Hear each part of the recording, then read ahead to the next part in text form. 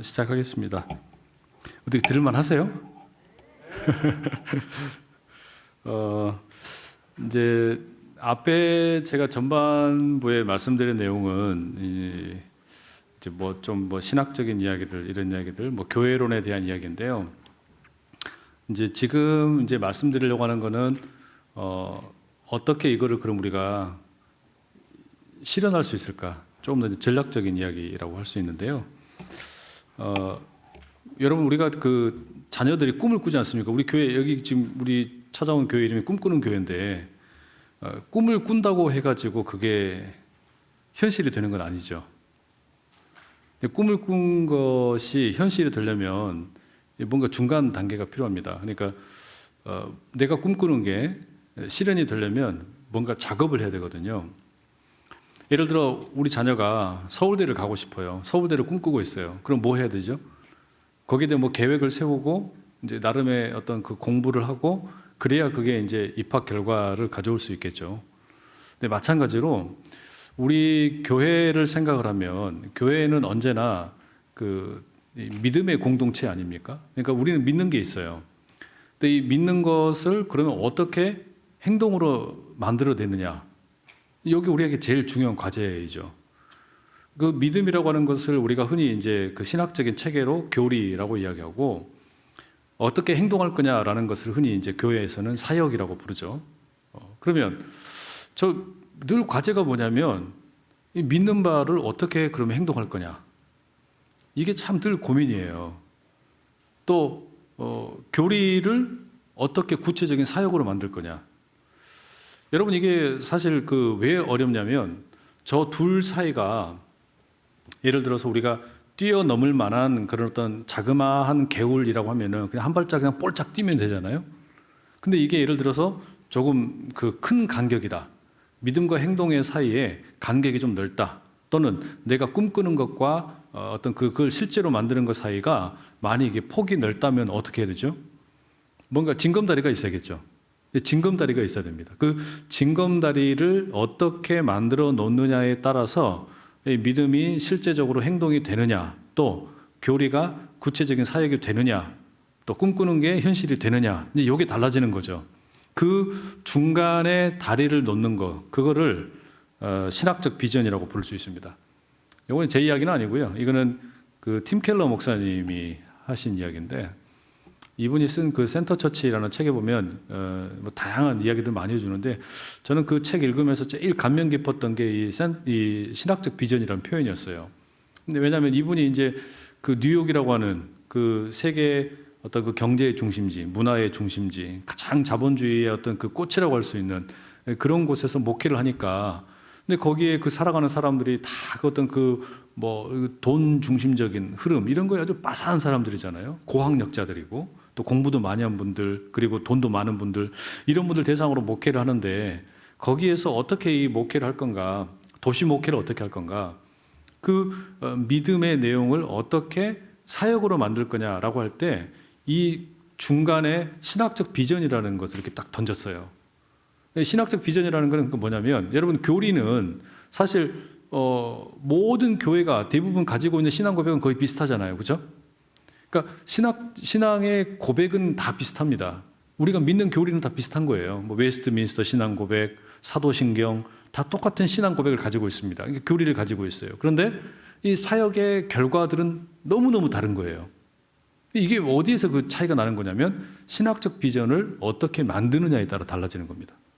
그러니까 예를 들어서 아까 우리가 교회에 대한 이야기를 나눴어요. 교회가 그러면 드라마 교회, 그러니까 텅 빈 무덤과 같은 그런 교회, 그러니까 단지 머리를 깨우는 교회가 아니고 또 감정적인 카타르시스를 일으키는 걸로 끝나는 게 아니라 손과 발이 함께 움직이게 만드는 그런 교회, 그게 오늘날 꼭 필요한 교회다, 이렇게 이야기했다면 그것을 어떻게 그러면 구현해낼 거냐, 여기도 필요한 게 뭐냐면 이 신학적 비전이라는 징검다리가 필요한 거예요.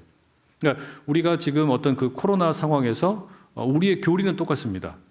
포스트 코로나 상황에서 교리는 똑같은데 이 교리가 구체적인 사역이 되고자 할 때 지금 우리가 가지고 있던 달라져야 되는 건 뭐냐면 교리가 달라지는 게 아니라 신학적 비전이 달라지는 거예요.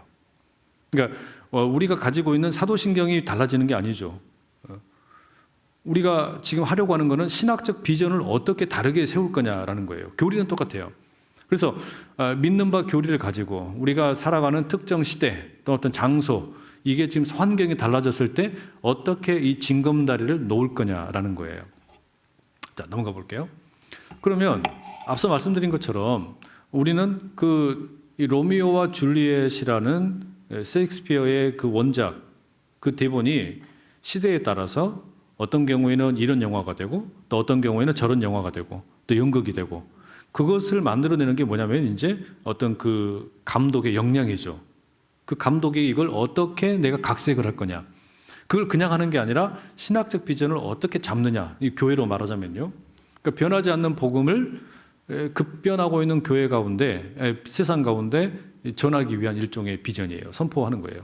저희 교회 예를 들면, 저희 교회는 예를 들면 사도신경, 웨스트민스터 신앙 고백, 또 우리 교단의 어떤 그 신앙 고백, 이것을 가지고서 이게 뭐 다른 교회하고 다를 바가 없거든요. 똑같거든요. 그런데 우리가 살고 있는 안산이라는 도시, 이곳에서 우리는 이걸 어떻게 구현해낼 거냐, 또 21세기에 2021년 코로나 시대에 어떻게 이걸 만들어낼 거냐, 이제 이게 필요한 거예요.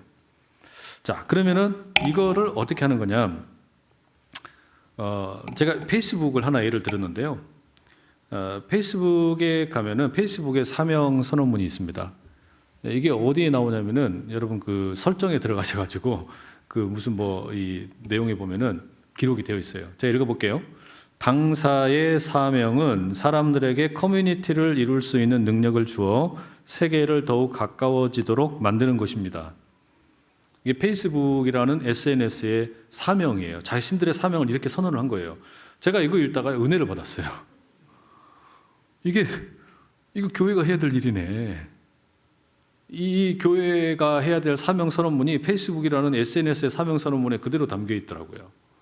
그러니까 이들이 하는 일이 뭐냐면 사람들에게 뭘 주는 거냐면 커뮤니티를 이룰 수 있는 능력을 주겠다는 겁니다. 그 SNS가 그거 하는 거잖아요. 그렇게 해서 얻고자 하는 효과가 뭐냐? 세계가 더욱 가까워지게 하겠다. 그 두 개를 이야기한 거죠. 사람들에게 이 커뮤니티를 이룰 수 있는 능력, 그 SNS를 통해서 서로 가운데 접속할 수 있도록, 그걸 통해서 얻고자 하는 효과는 뭐냐면 사람들이, 온 세계 사람들이 서로 더 가까워지게 만들겠다. 단순하잖아요. 근데 아주 임팩트가 있어요. 제가 이걸 보면서 그 교회 사명은 그럼 뭐냐? 제가 이렇게 바꿨어요. 이걸 페이스북의 사명을 교회 사명으로 바꿨어요. 교회 사명이 뭐냐? 사람들에게 가족 공동체를 이룰 수 있는 복음의 능력을 경험케 하고 나아가 이웃에게 더욱 가까이 다가가도록 돕는 것입니다. 뭐 어려운 표현 아니잖아요, 그죠? 근데 여기에는 이제 제가 이렇게 표현을 했을 때는 크게 세 가지를 염두에 뒀어요. 페이스북과 구별되는 점. 페이스북은 사람들이 모이는 능력을 줬어요. 가까워지게 만들었어요. 그러나 그 모임 가운데서 어떤 윤리적인 책임을 지지 않습니다. 사람들이 어떻게 사는지에 대해서 아무 관심이 없어요. 그냥 모여라. 그리고 끝이에요. 그죠? 그러니까 그것은 SNS로서의 페이스북의 사명은 거기까지가 끝입니다. 교회는 그게 전부가 될 수가 없어요. 교회는 그것과 다르죠. 일단 교회는 뭘 해야 되는 거냐면 단지 사람들에게 그 어떤 그 커뮤니티를 이룰 수 있는 능력을 주는 게 아니라, 우리는 그냥 커뮤니티가 아니에요. 우리는 어떤 능력을 주는 거냐면 가정 공동체를 이룰 수 있는 능력을 경험케 하는 거예요. 하나님의 가정 공동체를 이루게 하는 거죠. 그러니까 예를 들어서 페이스북에서 그 사람들이 함께 모일 수 있는 뭐 공동체를 이룰 수 있게끔 한다 그럴 때 그 공동체는 범죄를 위한 공동체도 될 수 있고, 자기들의 어떤 그 뭐 쾌락을 위한 공동체도 될 수 있고, 취미를 위한 공동체도 될 수 있고 이렇잖아요. 그러나 우리는 그게 아니에요. 그럼 우리는 그걸 어떻게 그럼 그걸 경험하게 되는 거냐? 복음의 능력을 경험해야 되는 거예요. 그러니까 교회에서는 복음의 능력을 경험케 하는 겁니다. 사람들이. 이 텅 빈 무덤에 모인 사람들에게 복음의 능력을 경험토록 하는 거. 이게 첫 번째 사명인 거예요. 그리고 그 복음의 능력을 경험한 사람들이 궁극적으로 하는 건 뭐냐? 효과가 뭐냐면 서로에게 가족이 되어주는 거예요. 사실 복음의 능력을 경험함으로 인해서 얻게 되는 우리가 효과가 뭡니까? 우리가 하나님의 가족이 되는 거잖아요. 하나님의 가족이 되는 거예요. 그러니까 하나님 나라의 백성이 되는 거죠. 예수 그리스도께서 우리를 하나님에게 중매해 주시는 거죠. 본래는 하나님의 자녀가 될 수 없는데 예수님께서 우리에게 중매를 해 주셔서 우리를 하나님의 자녀가 되게 만들어 주시는 거예요. 그러니까 하나님의 공동체, 하나님의 가정이 되게 만들어 주시고, 그리고 우리 안에서도 교회에 모인 사람들끼리도 서로가 서로에게 가족이 되어 줄 수 있도록, 그거를 우리에게 경험케 하는 거예요. 이 공동체를 경험케 하는 거예요. 그게 교회 아닙니까? 그죠? 세 번째는 뭐냐면, 그러면 우리끼리만 그렇게 하나님의 가족이 되는 것으로 끝나는 게 아니라 선교적 사명, 또 어떤 그 하나님의 사랑을 전하는 것, 그걸 달리 표현하면 이웃에게 가까이 다가가는 거예요. 이웃에게 가까이 다가가는 거예요. 이걸 저는 이제 그래서 그 더 구체화시켜서 표현을 바꿔봤어요. 복음의 능력을 경험케 한다라는 것을 그럼 어떻게 할까? 뭐라고 표현할까? 날마다 천국 잔치가 펼쳐지는 교회가 되자. 이곳에 오면 지옥이 아니라 천국의 이야기가 가득하다. 하나님의 이야기가 가득하다. 하나님이 우리에게 주시는 사랑이 가득하다. 은혜가 가득하다. 그 이야기가, 그 하나님의 스토리가 이곳에 모일 때마다 늘 가득하게 만들자. 예배를 드릴 때이든 소그룹을 하든 뭘 하든. 그럼 거기서 사람들이 이제 어떤 이 세상에서 경험하지 못한 새로운 능력들을 경험하게 되는 거겠죠. 그리고 뭐 하는 거냐면, 이런 어떤 하나님의 은혜가 정말로 정확하게 바르게 임하였다면 우리는 이제 가족 공동체를 이루는 거예요. 그걸 뭐라고 표현하냐면 가정 같은 교회, 교회 같은 가정. 왜 같은이라고 했냐면 저는 가정이 교회라고 생각하지는 않아요. 교회가 가정이라고 생각하지는 않아요. 그러나 가정 같은 교회는 될 수 있고 교회 같은 가정은 될 수 있다. 그게 어떤 의미냐면 오늘날에는 더 이 가정이라는 의미가 중요해지잖아요. 특별히 그 1인 가족, 1인 1세대, 그러니까 세대가 한 사람밖에 되지 않는 그런 사람들이 엄청나게 늘어난단 말이에요. 그러니까 뭐 나 혼자 산다 같은 그 금요일 밤에 하는 그런 어떤 그 프로그램이 막 인기를 많이 끌었지 않습니까? 지금 6년, 7년 뭐 하고 있는 것 같더라고요. 근데 희한한 게 여러분, 나 혼자 산다 프로그램 보시면서 느끼셨는지 모르겠는데 거기에 어떤 연예인들이 혼자 사는 이야기, 자기 자신들의 어떤 그 싱글 라이프를 막 이렇게 보여준단 말이에요. 막 집에서 막 침대에서 막 늦게 막 기지개 펴고 일어나가지고 뭐 밥을 어떻게 먹고 뭐 반려견도 있고 뭐 이런 이야기 이렇게 보여줘요. 근데 여러분 그거 재미있던가요? 나 혼자 산다에서 진짜 재밌는 거는 언제냐면요. 아이러니하게도 혼자 사는 사람들이 함께 모여가지고 놀러 갈 때.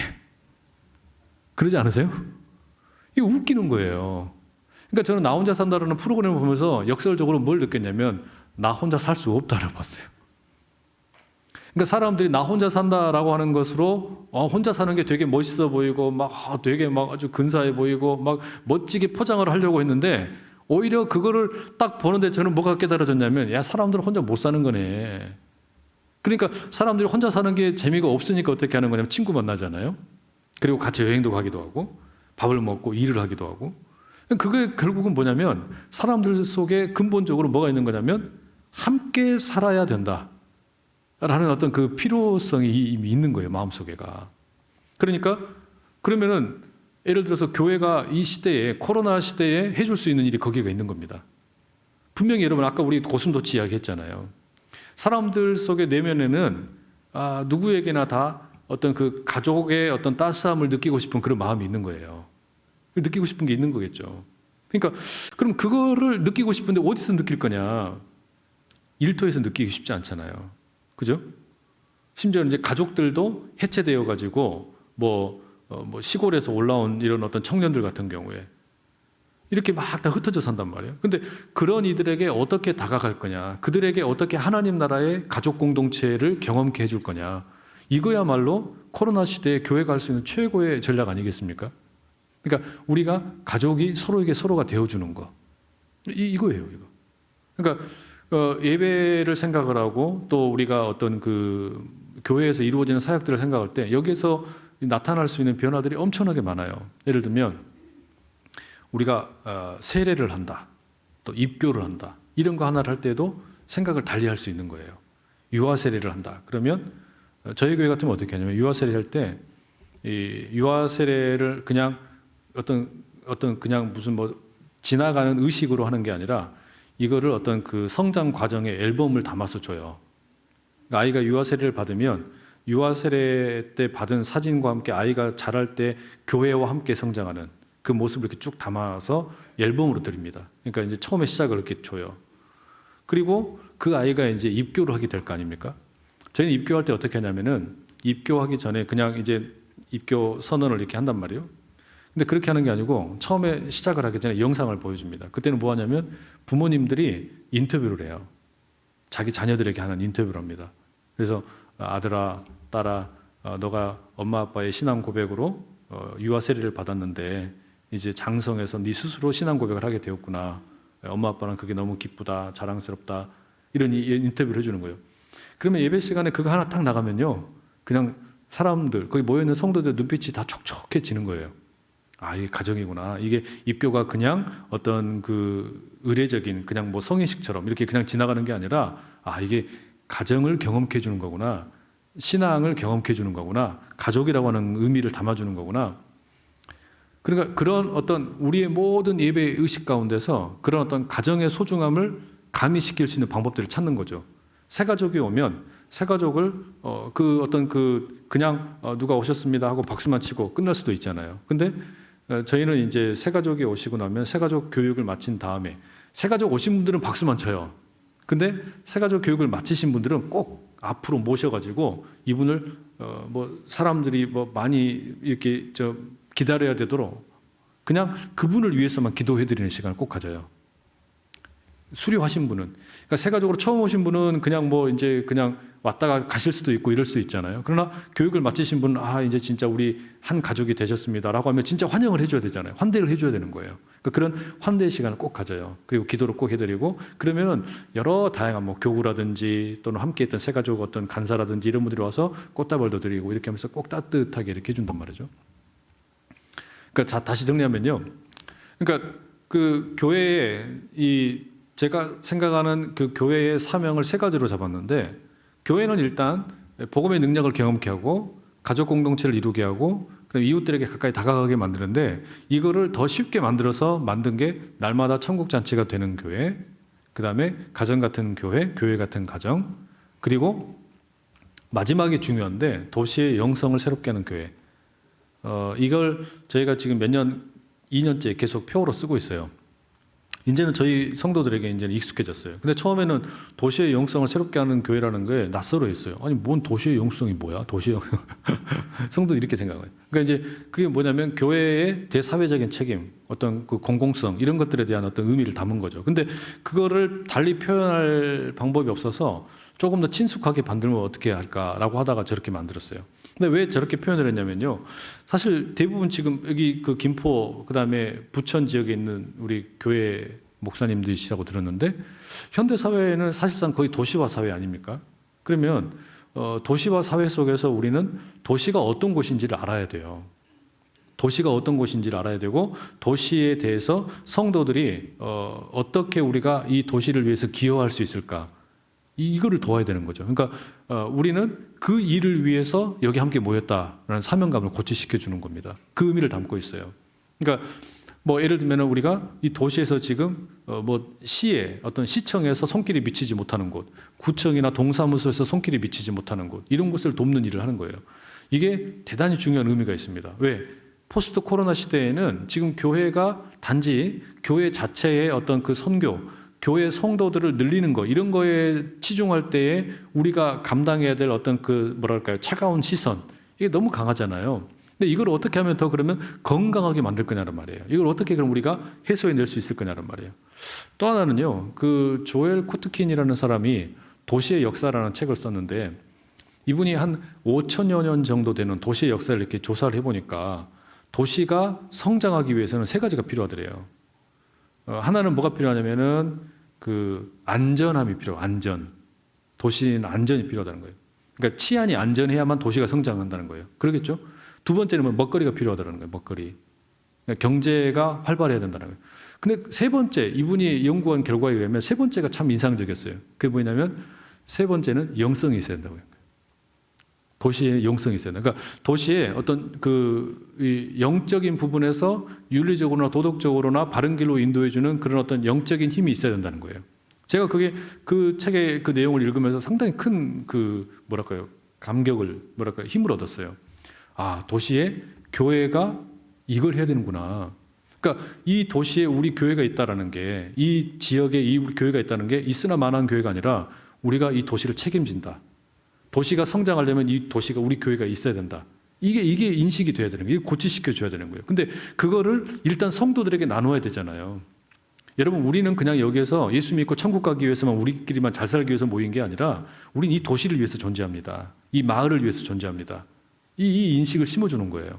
그러니까 단지 우리가 치안이 안전하다 그래서 이 도시가 잘 되는 게 아니고, 또 이 도시라고 하는 게 그냥 먹거리가 많으면 잘 되는 게 아니고, 이 도시에는 영적인 어떤 그 방향성을 제시하는 이런 어떤 교회가 있어야만 성장하더라는 거예요. 이게 무슨 뭐 그 교회에서 이야기한 게 아니라 일반 사회학자가 하는 이야기였어요. 그런 의미에서 보면은 우리가 앞으로 코로나 시대에 여전히 해야 할 일이 있는 거죠. 그리고 방향성이 거기에 있는 겁니다. 가장 작게는 가정을 살리는 일이고요. 그리고 도시에서의 우리의 역할을 담당을 하는 겁니다. 이 일들을 어떻게 체계적으로 담당할 거냐.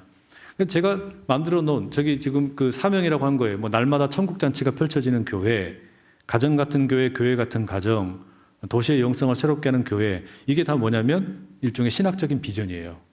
그러니까 우리가 믿는 바, 믿음을 어떻게 행동으로 옮길 거냐, 우리의 교리를 어떻게 사역으로 만들 거냐라고 할 때 그 중간에 우리는 날마다 천국잔치가 펼쳐지는 교회를 만들겠다. 그러면 거기서 뭐가 달라지는 거냐면 거기에서 예배를 바라보는 거예요. 우리의 어떤 사역을 바라보는 거예요. 그럼 우리의 사역들을 이제 평가를 하는 기준들이 나오겠죠. 이 예배는 지금 천국잔치를 제대로 표현하고 있는가? 천국잔치를 담아내는 그릇이 되고 있는가? 교육부를 바라보는 거예요. 우리 교육부는 지금 그런 그릇을 만들어내고 있는가? 그러니까 우리 아이들이 여기 오면은 막 천국을 경험하는 것 같은가? 막 이렇게 눌려있던 애들이 자유롭게 되고 있는가? 가정 같은 교회, 교회 같은 가정도 마찬가지예요. 우리 교회의 사역이 여기서 지금 우리가 하나님 나라의 건강한 가정들을 세우고 있는가? 또 가정을 이루지 못한 분들 또는 어떤 그 가정에 깨어져 있는 분들에게 대한 돌봄도 이루어지고 있는가? 또 여기 처음 오는 신앙의 어떤 그 새가족들이 이곳을 정말로 가정 같은 환대를 경험하고 있는가? 이런 것들을 나누는 거예요. 그리고 도시의 영성을 새롭게 하는 교회, 이 신학적 비전을 세움으로 거기에서 지금 우리 교회는 이 도시에 대해서 어떤 책임 있는 일들을 감당하고 있는가? 거기에 나름의 어떤 이제 그러니까 사역들에 대해서 정리가 되겠죠. 그렇게 이제 그러니까 뭐랄까, 이 신학적 비전이 중요한 역할을 감당하는 겁니다. 믿음에서 그냥 행동으로 가는 게 아니라는 이야기예요. 각자 교회가 처한 위치에서 어떤 신학적 비전을 세우고 이것을 가지고 우리 교회 사역들을 이렇게 이제 스캔을 하는 거죠. 리뷰를 하는 거예요. 이게 지금 잘 되고 있는지, 어떻게 평가되고 있는지, 여기에 대해서 우리가 그럼 어떻게 새롭게 할 건지. 그래서 이걸 세우는 게 중요한 거죠. 그죠? 과거에는 그러니까 신학적 비전이라는 게 없었던 게 아니고 있었는데 그 방향이 뭐였냐면은 일종의 구원의 방주와 같은 교회로서, 그러니까 말하자면 흔히 많이 보는 표어가 이런 거였잖아요. 뭐냐면 전도 특공대 300명을 만들자, 뭐 이런 거였단 말이에요. 또는 어떤 부흥 우리 교회 배가 되게 하소서, 이런 거였단 말이에요. 그럼 그것이 신학적 비전이 되면 그것을 위해서 교회가 움직이는 거예요. 근데 그거를 바꾼다는 이야기예요. 그 신학적 비전을 어떻게 새롭게 바꿀 거냐는 이야기예요. 그게 여러분 결국 핵심입니다. 그러니까 포스트 코로나의 방향성이라는 건 그런 결국 담임 목사가 제시해야 되는 건데, 이 시대적인 변화라든지 또 교회에 대한 어떤 인식의 변화라든지 이런 걸 보고 과연 나는 지금 여기서 어떤 목회 철학이 반영되는 그런 어떤 신학적 비전을 만들 거냐는 이야기예요. 그걸 가지고서 구체적인 사역들이 이제 나오는 거거든요. 저희는 어떻게 그러면 이 일들을 이제 준비를 해왔냐면요. 그 작년에 저희가 이제 코로나가 일어나거나 코로나가 장기화될 걸로 이제 보일 때 제가 이제 결단을 내렸어요. 네, 코로나 이 팬데믹 상황이 빨리 끝날 것 같지 않다. 대부분 이제 그 이야기를 들을 때 적어도 2년 간다. 이렇게 이제 이야기를 들었을 때 당회를 소집을 하고 작년 5월쯤이었는데 그때 이제 당회원들 전체에게 제가 선언을 했어요. 우리가 바꿔야 된다. 근데 어떻게 바꿀 거냐? 그러면 이제 그때 이제 카테고리를 나누었어요. 그러니까 이제 당회 차원에서 우리는 어떻게 하냐면 앞으로 4개의 TF팀을 만들자. 4개의 TF팀을 만들어서 이걸 우리 각자가 이제 세미나를 각자 하고 또 함께 하고 또 발표를 하는 시간도 갖겠다. 그러니까 크게 4가지로 제시를 했습니다. 하나가 교육이고 두 번째가 공간, 온라인, 시스템, 이렇게 4가지로 나눴어요. 이제 교육이라고 하는 거는 이 코로나가 딱 발생을 하면서 가장 큰 타격이 임한 게 이제 다음 세대들 쪽이었죠. 온라인 교육이 시작이 된 거예요. 근데 온라인 교육이 예를 들어서 학교에서 시작이 되면요, 그 영향은 자연스럽게 교회 교육에 영향을 미치지 않을 수가 없는 겁니다. 그렇잖아요. 아이들의 교육이 학교 교육이 지금 영향을 받게 되면 교회 교육은요, 덩달아 영향을 받을 수밖에 없어요. 그러니까 얘들이 지금 어떤 교육을 지금 학교에서 하고 있는지 이걸 알아야 되는 거예요. 그리고 기독교 교육이 교회에서 이루어지는 교육에 대해서 근본적으로 우리가 재평가를 하자는 이야기를 했어요. 왜냐하면 이제 코로나 시대에 점점 더 대면이 어려워진단 말이에요. 대면이 어려워진 비대면 상황에서 어떻게 우리가 기독교 교육을 할 거냐. 또 지금까지 계속 한국 교회는 이제 그 주중 교육이 거의 죽어버렸다. 한국 교회 주중에 아이들 불러 모아서 교육하는 데가 있습니까? 거의 없잖아요. 이거 어떻게 할 거냐? 그러면은 과거에야 갈 데 없으니까 부모님 세대에서는 교회에서 모여가지고 놀기도 하고 학생들끼리 막 기도도 하고 이렇게 했는데 지금 애들 다 교회 안 오는데 어떻게 할 거냐? 여기에 대한 대안이 필요하다. 모여봐야 주일날 잠깐 한 15분, 20분 이거 분반 공부하는데 이거 갖고 뭐 하냐? 어떻게 신앙을 가르치겠냐? 이거 근본적으로 다시 재검토하자. 공간에 대한 이야기도 저희가 드렸어요. 저희 교회 건축한 지 얼마 안 됐거든요. 2012년에 새로 건축을 했어요. 엄청 커요. 한 3,000석, 4,000석 가까이 되거든요. 근데 이제 제가 이런 질문을 했어요. 우리가 이 교회를 건축할 때 코로나를 생각을 했냐? 우리가 이 교회를 건축할 때 우리는 어떤 생각으로 이 교회를 건축을 했을까? 이건 철저하게 모이는 교회, 사람들을 많이 모으기 위한 차원에서 이 교회 건축한 거 아니냐? 그런데 앞으로 우리가 이 공간을 보면서 효율성을 한번 생각을 해보자. 교회가 일주일 내내 텅텅 비어있는 그런 경우들이 종종 있단 말이에요. 지금 우리가 그런 시간들을 계속 겪었잖아요. 이런 공간들을 어떻게 할 건지에 대해서 공간 재배치, 어떤 공간의 어떤 그 역할 부여 이런 게 달라져야 된다. 이거를 우리가 고민하지 않을 수 없다. 이게 이제 두 번째 TF팀의 과제였고요. 세 번째가 이제 온라인이었어요.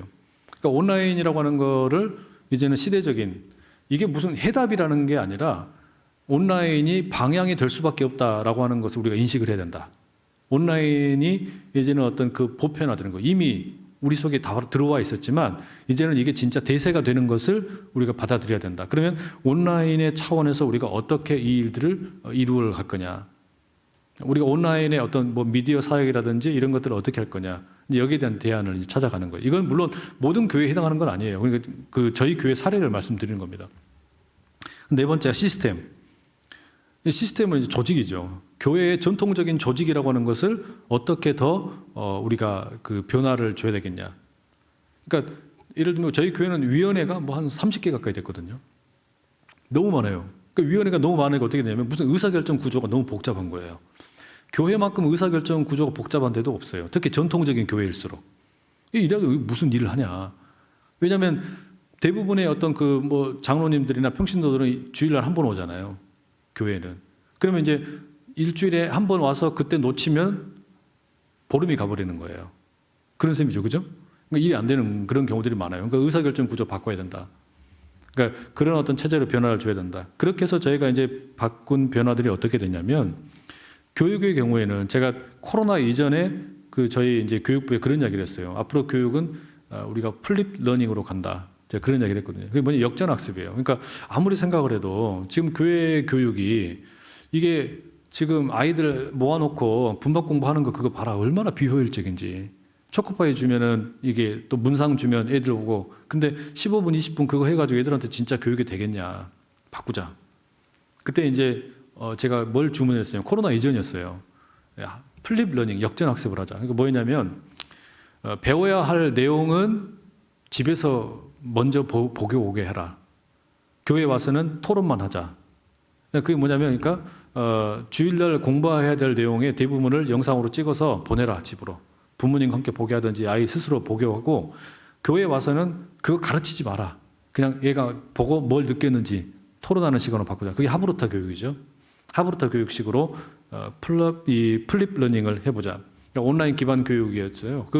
그걸 해보라고 했는데 마침 코로나가 터진 거예요. 그래서 이제 코로나 때문에 플립 러닝을 이렇게 이제 많이 도입이 안 돼 있는 상태에서 온라인 예배를 적응하는 거는 빨랐죠. 왜냐하면 이제 영상 제작이라든지 이런 거는 이제 준비가 되어 있었기 때문에 그 신속하게 그걸 할 수 있었어요. 근데 이제 올해 들어서 이제 제가 다시 그걸 강조했어요. 이거 바꿔라. 근데 이거를 제가 어떻게 바꾸냐, 이 교육을 다음 세대만이 아니라 작년 세대도 저희가 다 그렇게 바꾸고 있어요. 예를 들면 새가족이 오면 새가족을 교회에서 따로 모아가지고 새가족 교육하지 마라 그랬어요. 새가족 모아가지고 새가족 교육하지 말고, 아니 이제는 다 어차피 영상 세대가 되어버렸는데 영상을 찍어서 우리가 보내드리자. 제가 영상을 찍었어요. 그러니까 이제 가장 기본적인 핵심이 되는 내용을 제 주일날 시리즈로 설교를 하고 그 새가족에게 해당하는 내용을 3개의 영상으로 이제 압축을 시킨 겁니다. 그렇게 해서 1주차, 2주차, 3주차가 되면 이분들에게 영상을 보내드려요. 첫 번째 주, 두 번째 주, 세 번째 주를. 그러면 이분들이 이제 교회에 와서 새가족 교육을 할 때는 그 영상은 집에서 보고 오시는 거고, 짧아요. 뭐 한 15분, 20분이면 다 보는 거예요. 한 15분 정도 되는 거. 그리고 교회 와서는 뭐 하는 거냐면 우리 새가족 팀들과 같이 함께 토의하는 거예요. 토론하는 거예요. 나눔을 하는 거예요. 근데 그렇게 바꿨어요. 그러니까 지금 플립 러닝, 역전학습이라고 하는 이 도입을 저희는 작년 교육과 다음 세대 교육에 다 도입을 시키는 겁니다. 그렇게 바꿨어요. 다음 세대 교육에는 지금 이제 저희가 뭐 하고 있냐면, 일단 의식을 바꿔야 되는, 인식을 바꿔야 되는데 아이들에게 스마트폰을 뺏지 마라. 얘들에게 스마트폰 뺏지 마라 그랬어요. 아니 일주일 내내 스마트폰 가지고 살아가는 애들인데 그게 당연하고 그걸로 줌으로 수업하고 그게 그냥 자기 몸의 일부분인데, 근데 그걸 왜 뺐냐? 뺏지 말고 오히려 그걸 활용할 수 있는 교육 기법을 개발을 하자. 예를 들면 저희는 그래서 이제 이런 걸 이제 시도를 하는 거예요. 뭐냐면 그 아이들의 학습도 정해진 공간에서 하려고 그러지 말고 온라인 기반으로 하면서, 예를 들면서 무슨 뭐 수련회 같은 거 할 때 보면은 무슨 뭐 포스트 정해가지고 돌아다니면서 뭐 이렇게 뭐 학습하고 그러잖아요. 그거 왜 수련회 때만 하냐? 평상시에도 하자. 그 다음에 온라인 기반으로 하는데, 예를 들면 지금 이제 요즘 밀레니얼 세대가 있고 또 Z 세대가 있어요. 이 세대는 또 뭐가 다르냐면, 지금 이 세대하고는 또 뭐가 다르냐면, 여기는 이제 메타버스라 그런가요? 메타버스 시스템이라고 그러는데, 그 게임을 하는데 아이들이 그 게임에서 자기 아바타를 만들어 가지고요, 아바타들끼리 게임 안에서 만나서 거기서 놀아요. 애들이 지금 초등학생들은 그걸 다 합니다. 제가 그래서 이제 내린 그 과제가 뭐였냐면, 다음 세대 교육자들에게 당신들 다 여기 들어가라 그랬어요. 여기 게임을 같이 해라. 애들이랑 게임을 같이 하고 그 게임하는 거기에서 당신들 아바타도 만들고 거기에서 애들이랑 교제를 해라. 왜? 애들이 있는데 가야지. 애들 있는데 가서 같이 놀아야지. 거기서 놀면서 애들이랑 거기서 친해지고 그래야 거기 애들 이야기 들을 거 아니냐. 여기 들어가라 그랬어요. 이제 그리고 모든 교육자들에게 지금 다 그걸 주문을 하고 있어요. 그러니까 그런 방식으로 교육이 이제 전환이 되는 거예요. 그러니까 플립 러닝, 그러니까 하브루타 방식으로 내용을 전달하는 것은 더 짧고 핵심적으로 영상으로 전달해 주고, 교회 와서는 얘들에게 나누게 만들어라. 그게 결국 토론 학습이고 유대인들의 그 하브루타 방식 아니냐. 그리고 스마트폰 뺏지 마라. 뭐 이렇게 이제 그 이야기를 했고, 공간의 경우에는 우리 공간에 있어서 지금 이제 계획을 세웠어요. 지금 이제 진행 중인데 지금 다 바꾸지는 않았고, 왜냐하면 이제 돈이 많이 들어가잖아요. 막 이렇게 한꺼번에 하려고 그러면. 그래서 이제 단계적으로 하는데, 여하튼 성도들이 접근하기 편한 곳에는 모든 공간을 다 성도들의 소그룹 공간으로 바꾸자. 카페로 바꾸자. 뭐 이런 이제 전략들을 세우고 있고, 그리고 온라인 목회를 위해서 필요한 공간들이 어디냐. 그러면 거기에 맞게 이제 그 뭐 장비들이라든지 공간을 새롭게 하자. 그런 일들을 지금 진행을 하고 있는 중이고요. 온라인 같은 경우에는 저희가 2가지 일을 하고 있어요. 이제 그 규모에 따라서 달라질 수 있는데요. 저희는 이제 어떤 일을 했냐면은, 앞으로 이제 온라인 교회를 우리가 세우자 하고 온라인 교회를 시작을 했어요. 2월 달부터. 근데 이걸 시작하기 전에 뭐부터 했냐면 온라인 교구를 만들었어요. 교구를 온라인으로 만든다 그러니까 처음에 다 이해를 못 하더라고요. 그게 뭐 말이냐 그러더라고요. 근데 이게 이제 코로나 상황이 지나고 나면 성도들이 현장으로 다 돌아올까요? 안 돌아올 거예요. 그죠? 돌아오지 않을 거란 말이에요. 그러면 이분들이 교회가 그래도 나를 배려해주고 있다라는 것을 느낄 수 있게끔 해줘야 될 것 같은데, 이걸 어떻게 하면 좋을까? 그래서 온라인 교구를 만들었어요. 근데 이 온라인 교구를 어떤 의미에서 만들었냐면, 이제 동기부여라든지 또는 참여할 수 있는 영역을 어떻게 했냐면, 예를 들면 이제 일 때문에 주일날 예배에 못 나오는 분들이 있어요. 꽤 많습니다. 요즘에. 그죠? 서비스업에 종사하는 분들은 주일날 예배를 못 드려요. 이분들은 그러니까 현장에 못 나오고 원래부터 온라인 예배를 드리거나 주중에 예배를 드리던 분들이에요. 그래서 이분들은 다 온라인의 교구로 우리가 받아들인 거예요. 그 다음에 다른 지역으로 가셨는데 코로나 때문에 교회를 못 정한 분들이 있어요. 그래서 우리 교인인데 이렇게 이제 그냥 방치된 분들이 있단 말이에요. 여러분들 교회도 아마 그런 분들 계실 거예요. 이제 코로나 때문에 어디 교회도 못 가고 그냥 방치된 분들, 이거 어떡하냐. 지역에 있는 교회에 등록을 하든 그렇게 하시더라도 그때까지는 우리가 돌보자. 그런 분들 온라인 교구 받고 해외 주재원으로 나간 가족들 가운데 일부분 나간 분들이 있어요. 이분들 우리가 코로나 상황에서 어떻게 할 거냐 돌보자. 온라인 교구로 포함시키고 뭐 이렇게 하다 보니까 처음에 시작을 하니까 한 100명이 넘더라고요. 지금 저희가 출범 1월 달부터인가 제가 교구를 시작을 했는데 그래서 그 온라인 교구를 그렇게 시작을 했어요. 그리고 나서 이제 온라인 교회를 만들었어요. 온라인 교구의 이름은 브릿지 교구라고 제가 이름을 붙였고 교회는 브릿지 처치라고 이름을 붙였어요. 더 이상 이제는 지역의 이름은 필요가 없다. 전통적인 안산 제일교회라고 할 때 안산이라는 지역은 그 전통적인 의미에서의 교회의 어떤 그 지역성을 갖고 있다면 브릿지 처치, 브릿지 교회, 온라인 교회는 온라인 세상에서는 그게 지역에 나타나는 게 아니니까 우리는 그걸 뛰어넘는 확장성 그런 걸 이제 표현을 이렇게 해본 거예요. 그리고 저희 교회가 이제 온라인에 대한 이렇게 이야기를 이제 시작을 하면서 가지게 된 생각은 뭐였냐면 지금 현재 한국 교회는요 제가 보기에는 온라인 사역이 거품이 심해요. 이 버블이 심해지는 거예요. 그리고 또 하나 무슨 문제가 있냐면은 앞으로 코로나 이후에 여러분 우리가 눈에 이 불 보듯이 뻔한 일인데 빈익빈 부익부가 더 심해질 겁니다. 그러니까 몇몇 스타 목사님들이 모든 것들을 다 이렇게 끌고 갈 가능성이 높아요. 그리고 이제 그러면은 이제 그 연약한 교회들이 더 많이 생기겠죠. 이건 문제다라는 생각이 들었어요. 그런데 그러면 이게 그러면 그리스도의 몸된 교회로서의 그 바람직한 어떤 모습일까 아닐 거라는 생각도 들고요. 또 하나는 이거는 결국은 앞서 말씀드렸던 것처럼 매력적인 교회가 끌고 가는 그런 역할은 될 수 있지만 선교적 교회의 모습은 아니에요. 그러면 그 차이점이 뭐냐면은 예를 들어서 유튜브에 뭐 조회수 뭐 이런 것도 다 중요하게 생각하는 분도 많이 계시고 막 이렇게 하는데 제가 보기에는 그 유튜브의 조회수는 별로 의미가 없어요. 그건 뭐냐면 일종의 쇼예요, 쇼. 그럼 뭐가 필요하냐면 온라인이 목회가 되려면 뭐가 필요하냐면 온라인 상에서 실제적인 제자 훈련이 돼야 돼요. 온라인 상에서 실제로 양육이 돼야 되는 거예요. 그러니까 온라인으로 만나든 현장에서 만나든 결국 우리가 아까 드라마 교회 이야기 들었는데 드라마 교회론 이야기 들었는데 움직이게 만들어야 되잖아요. 근데 지금 우리가 유튜브에서 이렇게 사람들이 많이 보고 있는 것 같고 이렇게 하지만 거기서 무슨 사람들이 움직이는 그 동력을 어떻게 만들어내냔 말이에요. 시청하고 끝이지. TV 드라마 보는 거하고 똑같아져 버리는 거예요.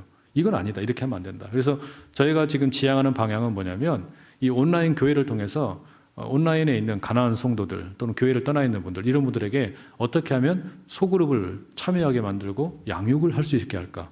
여기에 초점을 두고 하고 있는 거예요. 그러니까 저희 하나의 어떤 이 사례를 지금 말씀드리는 거예요. 근데 이렇게 일을 해서 지금 진행을 하고 있는 중입니다.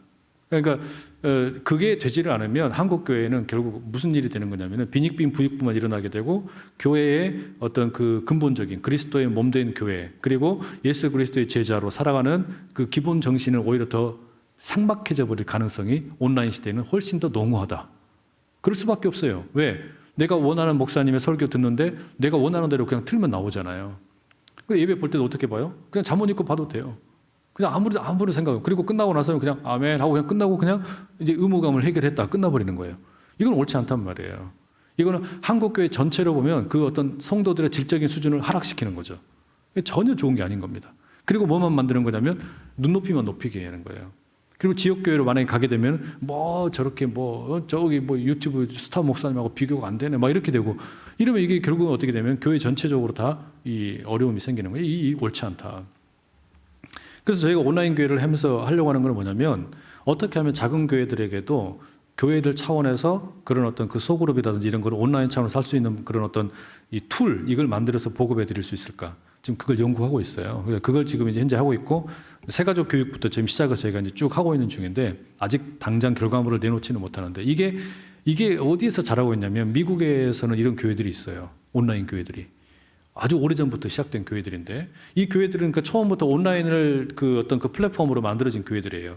근데 여기서 그 잘하는 교회들 예를 들면 라이프 처치 같은 교회가 있는데 이런 교회는 그 뭘 잘하냐면 자신들이 가지고 있는 리소스 있잖아요. 그러니까 그 목회의 어떤 그 뭐 프로그램 이런 거를 아무런 조건 없이 모두가 다 그냥 활용할 수 있도록 풀어주는 겁니다. 다 쓰시도록. 그리고 거기에서 뭐 자기 교회 이름도 없어요. 그냥 아무렇게 쓰시라고. 마음대로 쓰실 수 있도록. 그러니까 어떤 교재라든지 이런 것들을 범용으로 내놓고 이렇게 하는 거예요. 제가 그걸 상당히 오래전에 이미 이제 봤는데 너무 감동적이었었거든요. 그런 사역들, 그러니까 큰 교회가 저렇게 섬기는구나. 거기는 이제 심지어는 설교를 시리즈로 그 설교에 맞는 배너까지, 그러니까 현수막 있잖아요. 현수막 디자인, 그다음에 설교의 주된 어떤 그 틀거리, 거기에 맞는 주제 찬양, 뭐 아니면 그거 가지고 성경 공부를 만든 거, 이런 것들을 패키지로 묶어가지고 누구나 다 할 수 있도록 이렇게 풀어주는 거예요. 그러니까 그러면 성도, 예를 들어서 작은 교회에서는 그걸 직접 연구하고 이렇게 하는 게 한계가 있잖아요. 근데 그거를 다 이렇게 나누어 주는 거예요. 제가 꿈꾸는 건 그런 거거든요. 제가 그렇게 해볼 수 있는 구조들. 한국은 그게 안 돼 있는 것 같아서 말이죠. 근데 마지막 시스템은 뭐냐면 전통적인 목회 조직이 변화돼야 된다. 그러니까 이제 팀제로 전환을 시켰어요. 저희 교회 그 부교육자 다 합하면 40명 이상 되거든요. 파트까지 전임부터 이렇게 이 많은 인력을 어떻게 할 거냐. 저희가 완전히 그 팀제로 나눠 3개의 팀으로 나눴어요. 하나는 온라인 교육팀, 그러니까 온라인과 교육부서들을 다 모았습니다. 왜냐하면 교육부서는 특히나 온라인과 밀접하기 때문에. 그다음에 또 하나는 행정팀으로 묶었어요. 그러니까 행정팀으로. 그다음에 그 행정과 선교팀. 그다음 또 하나는 예배 양육팀으로 묶었어요. 그러니까 3명의 부목사를 이제 팀장으로 세워서 당신들이 이 팀장으로서 이 사역 전체를 함께 끌고 가면서 이제 그 의사소통도 하고 이루어질 수 있도록 해라. 이렇게 하고 나니까 제가 편해요. 그 전에는 마치 그 모세가 모든 민원을 해결하다가 그냥 죽을 뻔했잖아요. 다 저한테만 와갖고 그냥 막 뭐 어쩌고 저쩌고 목사님 어쩌고 이렇게 했는데 팀제로 나눠가지고 팀장을 세워놓고 이제 당신들이 하십시오. 딱 이렇게 위임을 해놓고 나니까 제가 살 것 같은 거예요. 이드로 장인의 그 조언처럼. 그래서 좀 살만 하더라고요. 자, 그래서 이런 일들을 통해서 지금 이제 저희는 뭐 답이 나온 게 아니고 방향을 그렇게 잡고 가고 있는 중이에요. 그러니까 이거는 그러니까 뭐냐면 어느 모든 교회가 다 이렇게 하실 필요는 없는 거죠. 다만 전 사례를 지금 말씀을 드리는 거예요. 어떤 신학적 비전을 가지고 이걸 어떻게 구체화시키느냐. 이거는 이제 각자 교회에 맞게 바꾸셔야 되는 거니까. 로미오와 줄리엣 대본을 가지고 우리 교회에서는 어떤 연출을 할 거냐. 이 이야기예요. 성경이라는 대본을 가지고 바뀌어버린 코로나 팬데믹 상황에서 어떻게 우리가 만들어갈 거냐. 제일 중요한 건 그 교회에 대한 이해. 제가 그 성도들에게 어떤 이야기를 많이 했냐면 이제 그 교회에 대한 이해를 우리가 바꾸자. 주유소 교회라는 이야기를 참 많이 들었어요. 교회는 주유소가 되어야 된다. 그러니까 어떤 이야기를 그렇게 들었냐면 교회는 이 주유소 같은 곳이다. 주유소에는 수많은 종류의 다양한 차들이 몰려들지 않습니까? 그러니까 뭐 자가용도 오고 버스도 오고 트럭도 오고 뭐 농기구도 오고 오토바이도 오고 온단 말이에요. 근데 오는 이유는 뭐냐면 다 똑같아요. 기름 채우러 오는 거예요. 그죠?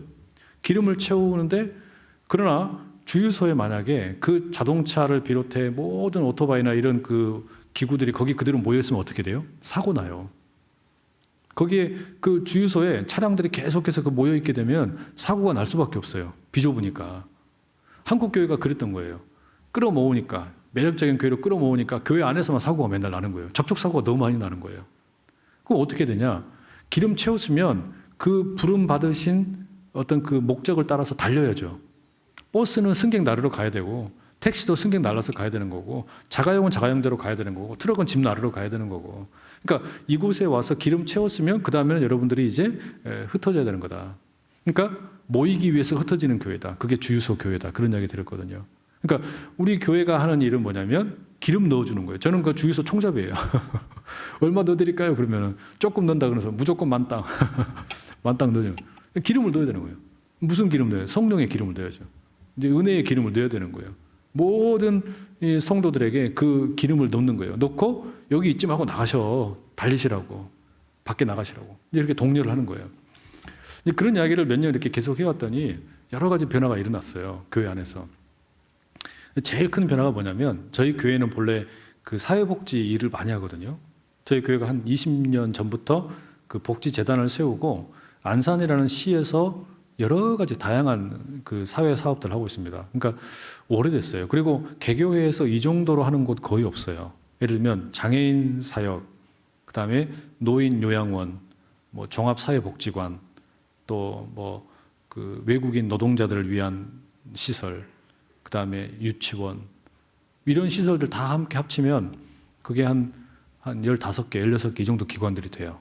굵직굵직한 기관들. 이게 예산이 교회 예산보다 훨씬 많아요.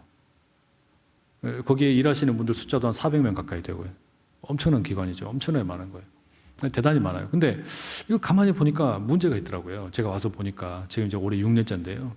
이 교회를 보니까 이게 그 대부분의 이런 그 복지 사업을 하는 게 태동은 교회 안에서 시작이 됐어요. 교회 안에서 시작이 됐는데 이게 이제 하나의 기관이 되고 기관들이 모이니까 재단이 만들어지고 그래서 이제 이 재단을 통해서 일을 하는데 이 장점은 있습니다. 일단 재정적으로 나라의 지원을 받게 되니까 훨씬 좋죠. 또 체계적으로 일을 할 수 있어요. 근데 문제는 뭐냐면 재단으로 이렇게 일을 하다 보니까 성도들의 동력은 완전히 떨어져 버린 거예요. 본래 성도들이 하는 일을 재단이 다 대신하는 거니까.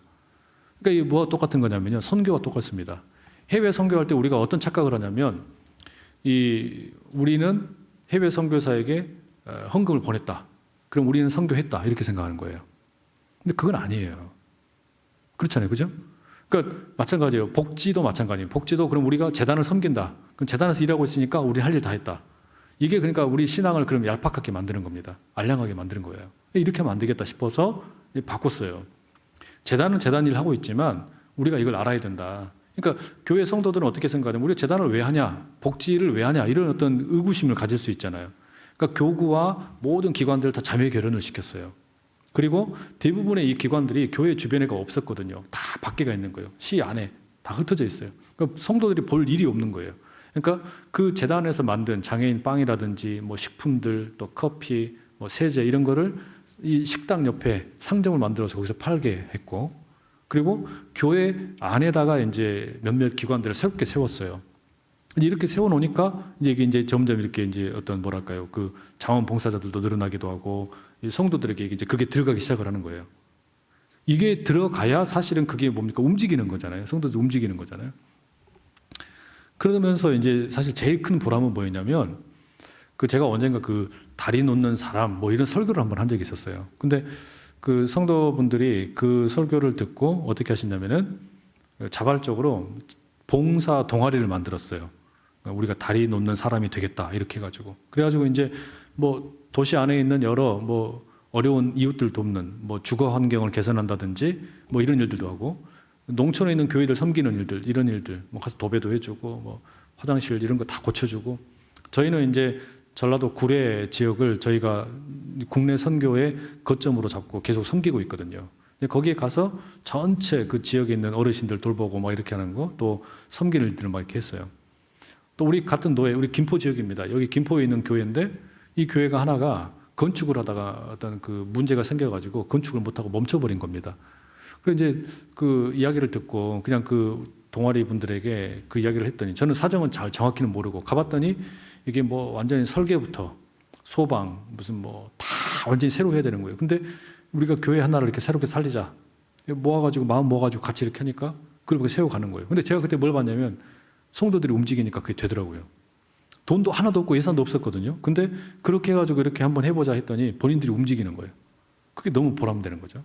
그러니까 아 이렇게 하니까 되는구나. 성도들이 움직이는구나. 그러니까 그게 뭐냐면 그게 대본을 따라서 살아가는 사람들이 움직이면서 자신들의 사역을 통해서 이 그리스도의 몸된 교회가 만들어져 가게 만드는 거예요. 지금 이제 한국 교회에서 해야 되는 일이 그런 게 아닌가라는 생각이 많이 드는 거죠. 시간이 많이 길어졌는데요. 마지막 이야기 하나만 드리고 마치겠습니다. 제가 오늘 드린 이야기는 그 제가 생각하는 드라마 교회론, 교회가 뭐냐라고 하는 거, 텅 빈 무덤에서부터 시작된 이 교회가 첫 번째 제자들을 변화시키고 그들을 통해서 이 그 하나님 나라가 세워져가는 어떤 그 역사를 우리가 보는 것처럼 우리가 그럼 어떻게 텅 빈 무덤에 그 어떤 영적인 힘을 다시 새롭게 할 수 있고 성도들을 살릴 거냐? 여기에 포스트 코로나 시대를 살아가는 우리의 어떤 그 과제가 있을 것이다. 근데 저희 교회에서는 이제 어떤 생각을 하냐면 이런 생각을 가져요. 대형 교회는 아무래도 이 코로나 상황에서도 그래도 힘이 있으니까 견딜 수가 있는데 사실 이제 지금 제일 문제는 뭐냐면 풀뿌리 같은 이 약한 미자립 교회들이거든요. 자립 어려운 교회들, 작은 교회들. 이게 상생 목회를 어떻게 할 거냐.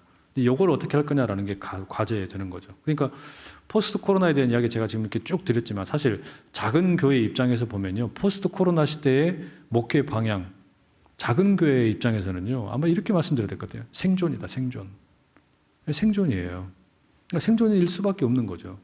그러니까 생존을 위한 가장 어떤 그 미니멈, 기본적인 것을 충족이 되지 않는 상태에서 어떻게 이걸 감당할 거냐라는 말이에요. 그러니까 저희 교회에서는 그걸 어떤 도울 수 있는 무슨 어떤 목회 프로그램이라든지 이런 것들도 있지만 사실 이제 또 다른 차원에서는 그 생존의 문제를 해결할 수 있는 어떤 네트워크를 어떻게 구성할 거냐, 이런 과제들이 지금 있어요. 어떻게 같이 그걸 도울 거냐. 그러니까 예를 들면 저희 뭐 지역에 있는 노예에 있는 목사님들과 이야기할 때는 이게 이제 환경운동 전문가들을 목회자들이 함께 세우게 만들고, 그리고 그분들이 교회에서 성도들과 함께 농산물이든지 만들면 그걸 우리 네트워크가 되어서 함께 같이 유통도 하고 이런 것들을 해보면 어떻겠냐, 뭐 그런 과제들도 생각을 하고 있고, 목회자 이중직에 대한 고민, 뭐 이게 무슨 뭐 되느니 마느니 그건 다 헛소리고요. 안 하면 못 사는데 어떻게 할 겁니까? 그렇게 해야 되는 상황이 됐는데, 그러니까 이거를 할 수 있는 가능성의 모색이 꼭 필요하다. 그러니까 작은 교회의 생존을 위해서, 왜냐하면 작은 교회가 없어지면 결국은 큰 교회도 다 무너지는 거거든요. 결국은 순차적으로 무너지는 거거든요. 지금 예를 들어서 뭐 대학에 지금 이 상황이 신입생들이 점점 줄어드니까 그런 이야기 들리지 않습니까? 벚꽃 피는 순서대로 대학교 문 닫는다. 뭐 이런 얘기 우리가 흔히 듣는데 한국교회 마찬가지예요. 똑같다고 생각해요. 그러니까 이 그 어떻게 지금 현재의 상황을 같이 함께 이렇게 그 지혜롭게 이겨낼 수 있는 방법들을 만들어낼 거냐. 이건 뭐 아직 무슨 뭐 제가 무슨 능력이 있는 것도 아니고 어떻게 할 수 없으니까. 여하튼 근데 이제 같은 옆에 있는 우리 지역에 있는 목회자들과는 요 일을 위해서 논의를 하고 있어요. 예를 들면 우리가 교회에다가 학교를 세워보자.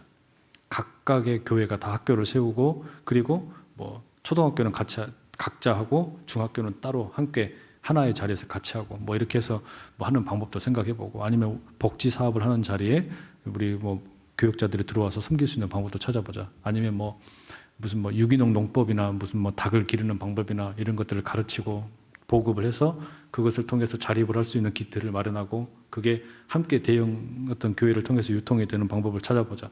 뭐 하여튼 그런 어떤 그런 방법들을 지금 모색을 하고 있는 중이죠. 이건 뭐 답이 없는 거니까요. 하여튼 그런 길들을 찾아가고 있는 중입니다. 뭐 두서없이 하다 보니까 끝내야 될 시간이 다 된 것 같습니다. 네, 강의 잘 들어주셔서 감사드리고요. 질문 혹시 있으시면 질문, 네, 답변 드리고 마치면 될 것 같습니다.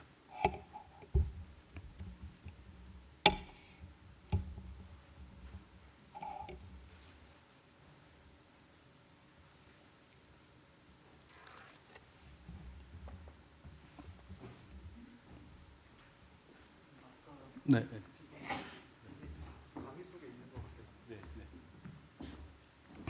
아까 우리 김 목사님께서 주셨는데요. 안산제일교회는 성도들이 구경꾼이 아니라 퍼포먼스를 할 수 있도록 어떤 프로그램을 실시하고 있습니까? 아까 이제 뭐 말씀드리긴 했는데요. 그러니까 저희 교회 오늘 제가 양육 체계도는 안 보여드렸어요. 양육 체계도가 있는데 양육 체계도가 저희는 그 모토가 집이에요. 가정이에요. 가정. 그러니까 이 교회를 오는 것은 집에 오는 거다. 당신이 떠났던 집에 돌아오는 거다. 저희가 새가족 교육을 하는 그 텍스트도 누가복음 15장입니다. 탕자의 비유 있죠. 그러니까 사실은 그러니까 아버지와 두 아들의 비유, 그 이야기를 저희는 나눠서 이렇게 나누거든요. 그러니까 교회에 온다는 것은 집에 오는 거다. 그러니까 이제 저희는 이제 그런 이야기들을 이렇게 함께 나누는데, 어느 교회나 그러니까 모든 사람이 다 어떤 그 열심히 최선을 다해서 참여하면 좋겠지만 그게 쉽지는 않잖아요. 근데 이제 그렇게 할 수 있는 장을 만드는 그런 일들을 이제 많이 하려고 하고 있고요. 구체적인 어떤 프로그램, 그러니까 퍼포먼스를 어떻게 그러니까 수행을 할 수 있도록 돕는 거, 그거는 아까 이제 말씀드린 내용에 이제 그냥 다 언급되어 있던 것 같고요.